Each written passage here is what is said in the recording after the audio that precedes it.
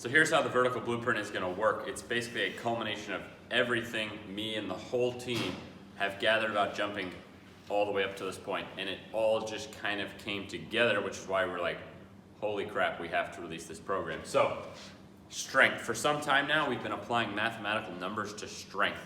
How strong should you be where? How strong is going to translate into actually jumping higher? So strength numbers, having measurables for your strength, we have these down better than we ever have. Now, all that is dependent on elasticity. So strength is strength. Strength is the ability to put force into an area. So in our case, for jumping, say we're talking about putting force into the ground or pulling the ground. Well, elasticity just means how quickly you can return that strength. So whatever your strength levels are, how do we know what plyometrics you need, and how do we know how good you have to be at them, and how do you measure that? Well, we now measure our plyometrics to get them at the appropriate level for your strength. It could go either way, and a lot of programs fall off on jumping because they actually work on your elasticity past what your strength is. So being able to bring, just alone, being able to bring strength and elasticity up in harmony, that alone can get you to a 40-inch vertical and beyond, and that alone can be magical for your health. But each layer now is going to relate to the other layers. So mobility can inhibit how you can use your strength and elasticity. From a very rigid example, you could imagine, even if I had the most strength, meaning like if you tried to move my arm and I could hold it with 1,000 pounds, and same with my legs, well, even if I was super strong, and even if I was super elastic, well, if without the mobility, without being able to move, then I can't actually use the strength and elasticity. But how mobile do you have to be? Well, we have tests that tell you how mobile you have to be, and we then have remedies for each of those areas so you can find for yourself. So with your strength, you're finding out for your body, where do you need to get stronger? You're finding out for your body, how elastic do you have to get in relation to your strength? You're finding out for your body, how mobile do you have to get to express your strength and elasticity? And then technique. You could have all this down, but if you don't know how you actually are supposed to jump, if you don't know what mechanically makes you jump high, and this tends to affect guys who have not had a super high vertical for a long time. So a guy who's like a natural freak and jumps super high, he may even have technique naturally. Some guys may have more strength naturally or elasticity naturally. Well, technique has its own measurables so that you can ensure that you're using your strength and elasticity and mobility properly, which then puts the right forces into your body so that you then adapt even more to jump higher. You could have all this down, but if you're not jumping with the right technique, you may not actually be telling your body that it needs to jump higher. Now, all that you could have, but you could have 100 pounds of extra body fat in an extreme example and still not jump high. So body composition, simply how much muscle you have versus how much body fat do you have, how do you know what you need, and what kind of diet could you follow? So most of these areas are black and white numbers. Same with body comp. We're going to provide you diets that have been used and have worked. That doesn't mean you have to use those diets. The black and white part of body comp is simply how much body fat is going to be optimal, how much muscle mass, where do you want to be proportioned, and that's what leads us right into balance.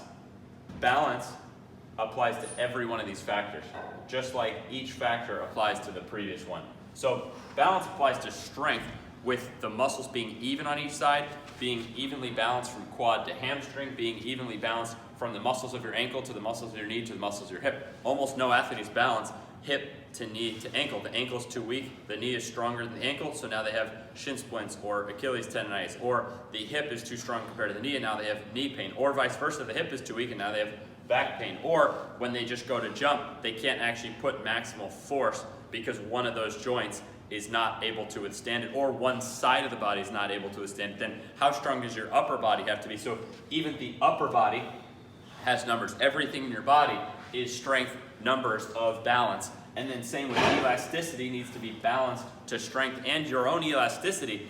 There's ways to find, well, what about patellar elasticity versus Achilles elasticity? And how do you know if these are balanced, and how do you work on them? How do you balance one side of your body to the other?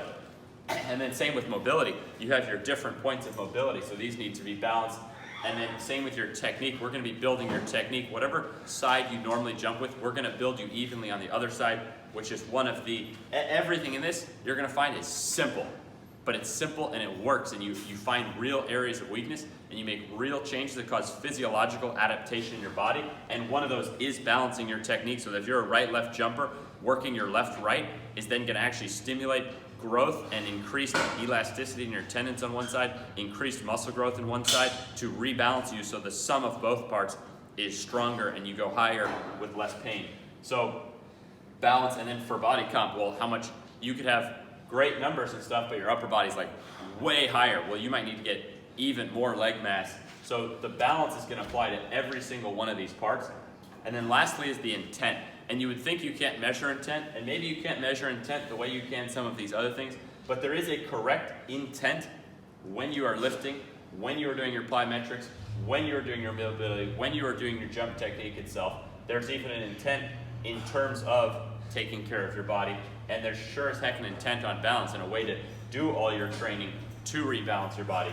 So intent is the final factor that puts all these together. So we've had lots of different programs in the past that work. This is the first one we've ever had that's gonna work for everybody, and that's really gonna find for you what could be holding you back, so that even if you make some progress with some program or this is gonna keep you on the road to gain. You're never gonna have to stop jumping within natural, organic, physiological means, meaning someone could have, been in a car accident, or they're now 50 years old, or things of that nature. But as long as your body has, the organic tissues to have the potential to jump higher, well, this is gonna allow you to keep going up and up and up. This is how I've gone from 19 to 42-inch vertical, but this is also, any pitfalls I've had along the way have all been illuminated, and this is exactly how I'm going to keep jumping higher. This is how Connor is now, if you just do the math, 6'4", he's getting his head at least like 4 inches over the rim.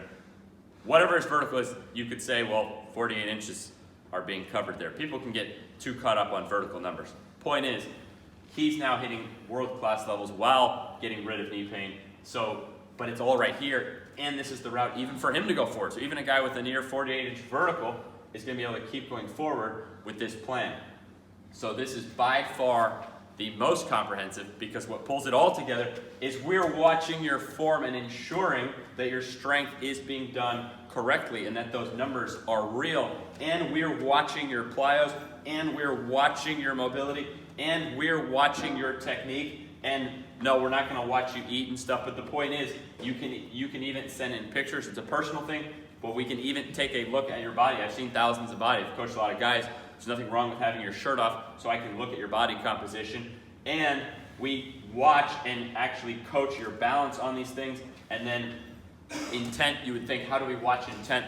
Well, you have our personal WhatsApp numbers, and we can actually help you through these things mentally. Having a mentor, for me, was everything. I basically got nowhere until I finally had a mentor about 8 years ago. So actually having mentors to guide you through all this pulls it all together.